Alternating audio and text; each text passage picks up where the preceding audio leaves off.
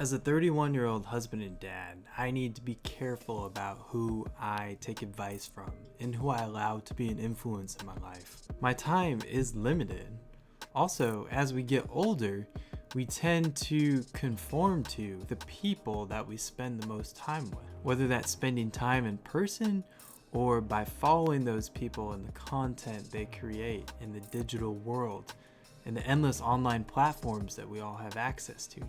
What I've found as I've gotten older is that listening to people who have a following just because they have a following can be dangerous and misguided. As humans, we are easily misled and we can be susceptible to different levels of peer pressure and groupthink.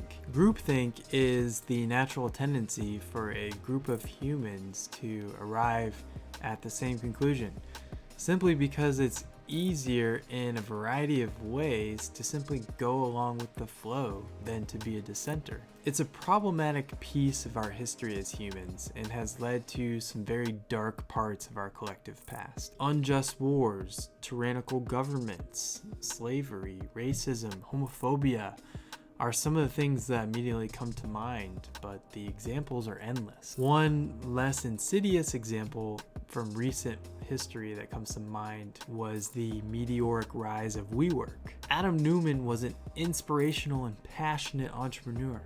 And even though in hindsight it's easy to look back and see the holes in WeWork's business plan, dozens and dozens of investors went all in and experienced massive losses as WeWork crashed and burned in later years. These examples illustrate a problem and lead to today's thesis, which is this: listen to people with experience rather than people with a following. Now, I'm not saying that people with experience can't have a following, or that just because you have a following, you can't have experience. But I do think it's true that in the age of TikTok and virality, there are thousands of imposters out there that have no idea what they're talking about and are simply selling you BS just to further their own agendas. Be wary of those people. Ask yourself when taking in content, what does this person stand to gain from my viewership or my investment?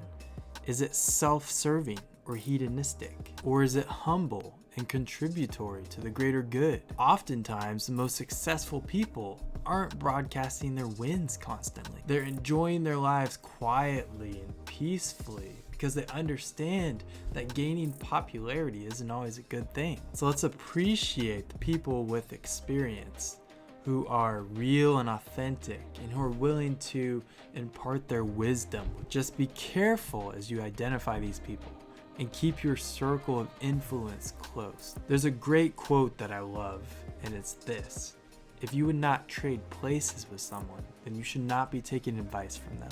And also consider this: if that person was really that successful, would they really need you to contribute $3,000 to their shady business venture? It's important to use your common sense and be very selective about who you let into your life as an influential voice. That's all for this video. If you made it this far, I appreciate you allowing me to be an influence in your life, and I wish you success in your relationships, your health journeys, and your business ventures. Cheers.